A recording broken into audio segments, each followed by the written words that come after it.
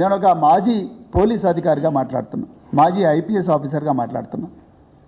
నిజానికి phone tapping అనేది అది ఒక పోలీస్ డిపార్ట్మెంట్లో ఒక శాఖకు సంబంధించిన వ్యవహారం. ఇండియన్ టెలిగ్రాఫిక్ చట్టం ప్రకారం ఉంది. దేశంలో ఏ ముఖ్యమంత్రి ఆ దేశంలో ఎవరు కూడా మాకు ఈ విధంగా ఫలాని వ్యక్తుల ఫోన్లు ట్యాప్ చేయండి అని చెప్పరు. మీరు గుర్తుపెట్టుకోండి.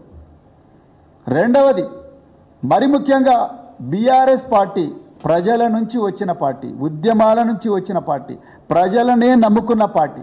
అంతే తప్ప పోలీసులు, ఇంటెలిజెన్స్ వ్యవస్థ వీళ్ళు చేసే ట్యాపింగ్ల మీద నమ్ముకొని అధికారంలోకి వచ్చిన పార్టీ కాదు. దయచేసి ప్రజలందరూ కూడా గుర్తించాలి. అవసరం లేదు.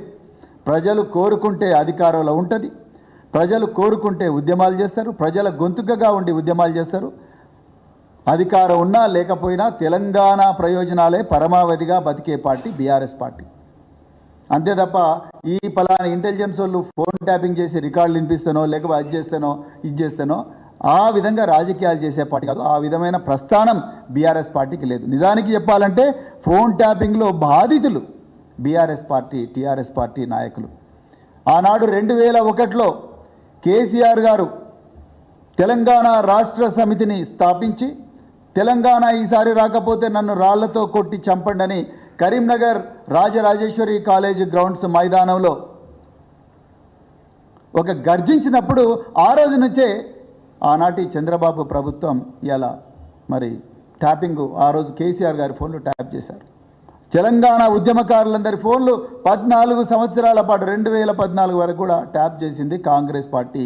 ఎక్కడ ఉంటే అక్కడ, ఊర్లలో ఉంటే ఊర్ల నుంచి ఎత్తుకపోయినరు, అడవుల నుంచి ఉంటే అడవుల్లో ఎత్తుకపోయినరు, అదేవిధంగా క్యాంపస్లలో ఉంటే క్యాంపస్లో ఎత్తుకపోయినరు, ఘోరంగా కొట్టి ఈడ్చుకుంటూ తీసుకొని పోయినరు. తెలంగాణ ఉద్యమకారులు వీళ్ళందరి ఫోన్లు ట్యాప్ చేసింది కాంగ్రెస్ పార్టీ.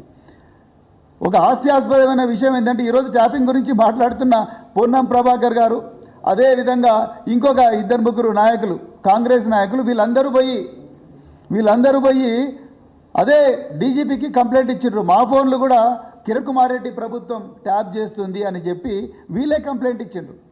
మరి మీరు ఆ ట్యాపింగ్ గురించి మాట్లాడేది? ఇలా పక్కన కాంగ్రెస్ ప్రభుత్వం అధికారంలో ఉన్న, కాంగ్రెస్ పార్టీ అధికారంలో ఉన్న కర్ణాటకలో బీజేపీ, ఇవాళ కాంగ్రెస్ పార్టీ సిగ్గు లేకుండా ఇవాళ మేము ఒక్కొక్క మినిస్టర్లు అయితే ఇవాళ పిసిసి అధ్యక్షుడు మహేష్ కుమార్ గౌడ్ ఈయన నా ఫోన్ ట్యాపింగ్ అయిందంటాడు.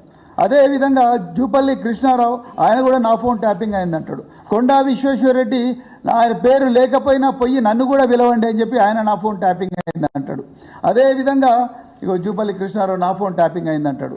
అదేవిధంగా కొండా విశ్వేశ్వరరెడ్డి పోయి ఈయన కూడా నా ఫోన్ ట్యాపింగ్ అయింది అంటాడు.